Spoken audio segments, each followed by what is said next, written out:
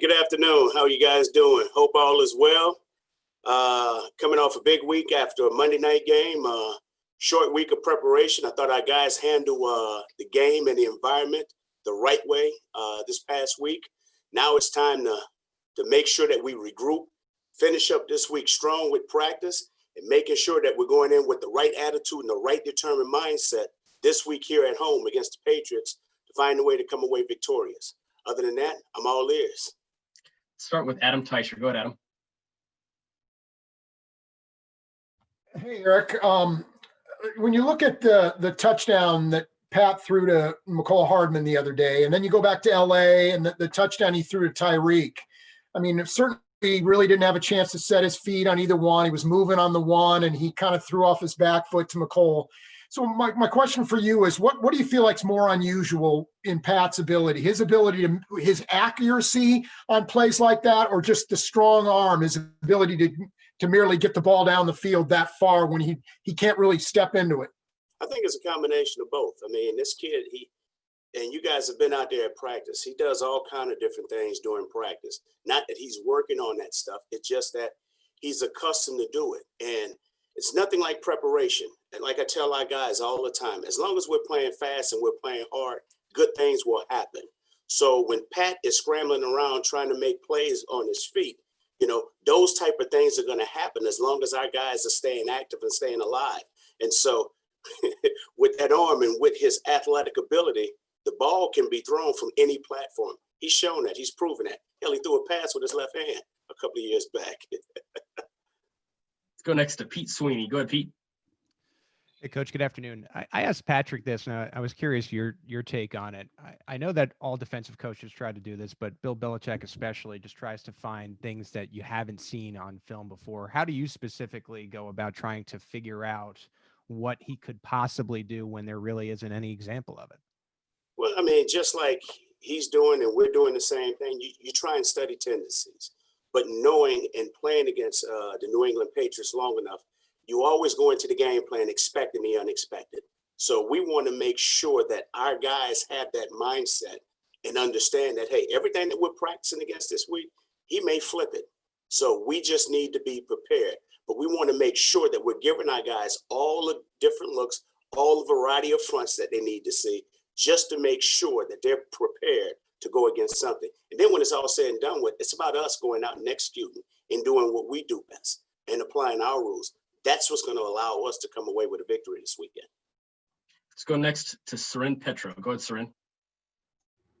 Coach, a couple things real quick. First of all, the short week, are you surprised that, I think if Tom Brady were still with the Patriots, they would have never given you the Patriots on a short week, right? They would have said, we want both these teams to have the full week. So first of all, are you surprised that you are having to turn around with as difficult as they are to prepare for and get them on a short week? And then if you could after that, or I can wait and ask the follow-up if you want to answer it. Okay. Well, first of all, Seren, not surprised at all. This season has kind of been that type of year. It's 2020. So Okay. getting everything thrown our way. But you know what? I'll say this. Our guys have always allowed themselves to remain flexible. I think that's what makes us a heck of a staff. Coach Reed preaches that. He wants us to remain flexible. I mean, hell, if he had to deal with the scheduling that we had to go through training camp to make all the necessary adjustments, our guys are built for this. So you go out and you play on the Monday, then you got to come back and play a great New England Patriots team on a Sunday. So our guys understand that, hey, if you want to be great, you got to make sure that you have the ability, okay, to remain flexible, but also understanding that you go play great on Monday, but you still got to line up and play great on Sunday. So our guys will be okay.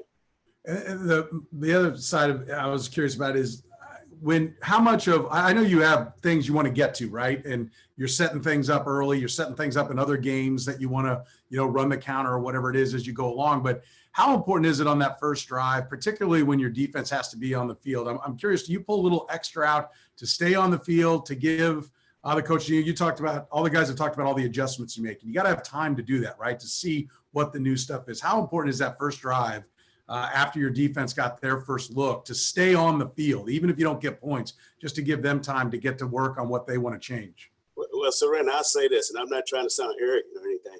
that first drive, we always want to go out and score. I don't care if it's a 15-play drive or a 1-play drive. We want to make sure that we go out there and establish our identity and who we are and what we're going to be about today. You never want to go out there and go 3 and out and put the defense back out there. So it's about going out there, playing assignment sound football, executing, playing fast, and playing for each other. But when it's all said and done with, we want to find a way to come away with points. And so selfishly, that's our mindset, that's our attitude, and that's the type of style of play that we want our guys to understand and embrace. And so when we do that, great things have a tendency to happen.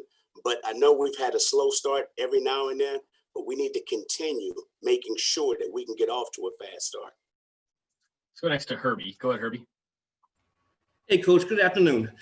In recent years, we've had WASP, we've had Hungry Pig Right. So the big question is, what was the name of Eric Fisher's play?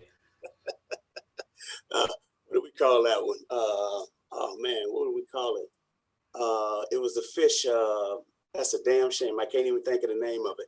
But it was a hell of a play. I'm not going to even tell you the formation in which we called it, but it was one of our throwbacks. And Fish, I mean, we've been working this play now for a while, and it's a shame I can't think of the name of the damn play. But he did a great job of executing. He did a great job of setting that guy up and then displacing him and putting himself in position to have success to catch it. I knew once it was thrown, he got rid of that guy, I knew he was going to make that catch, and I was happy to see him make that play. That was a great moment. We've got time for a couple more guys. We'll go Nate Taylor and then Matt Derrick. Go ahead, Nate. Hey, Eric, I have a fun question off of Herbie's. Because of such plays that you guys ran on Monday night, what, from a percentage standpoint, are those type of plays still left in the playbook? If the playbook is thick, how much did you actually get to those type of plays in Monday night, and how much is still available? But we keep plenty available. We keep plenty. And I'll say this, and it's funny because Herbie asked me that question, and I know everybody talked about the screen as well that Sherm caught, and that play was named Smoke Sausage. So because we call Sherm the sausage, so it was smoked sausage. So that's why I can't think of the damn name of Fish's play. But we still, one thing I will say, we have a very, very creative group of people in this building that can come up with a variety of names, and we keep it fun. And you know what? The guys embrace it. They make it fun as well, because when you give them those particular plays, they take ownership in it and they want it to work. And so, like I said, we'll keep the flexibility going with these particular plays, and just to let you know, Nate, there's plenty left. We'll go last to Matt Derrick. Go ahead, Matt. Hey, Coach, I'm glad you told us the name of the Sherman play, because that's actually, I wanted to ask you about smoked sausage there. What's kind of the evolution of doing that? Because it's kind of an offshoot of, the shovel plays that you guys have run that teams look for. I mean, we can even hear them shouting at the line on plays, watch the shovel. And with Patrick with the underhand throw, is that planned, or is that one of his flourishes? You know what? I think Pat just threw it underhand just because I couldn't tell you exactly how he threw it at that particular moment. I didn't realize that he had threw it underhand until I saw it on tape. But it was just a play that we have been working on now for about a year or so, and it just happened to time up. It was the perfect defense, the perfect scheme, and it happened to work. I will say this, the guys, they did a great job of executing, and it started up front with the O-line. Coach EB, we appreciate the time today. Thanks for joining us. Thank you.